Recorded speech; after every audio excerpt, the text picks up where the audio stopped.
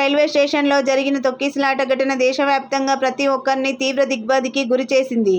దేశ రాజధాని ఢిల్లీ రైల్వే స్టేషన్లో జరిగిన తొక్కిసలాట ఘటనలో మరణించిన వారి వివరాలను ఇప్పటికే రైల్వే శాఖ వెల్లడించింది. దేశ రాజధాని ఢిల్లీలో నిన్న రాత్రి మహాకుంభమేళాకు వెళ్లడానికి రైల్వే స్టేషన్ నుంచి బయలుదేరిన భక్తులు ఒక్కసారిగా తొక్కిసలాట చోటు చేసుకోవడంతో 18 మంది ప్రాణాలు కోల్పోయారు.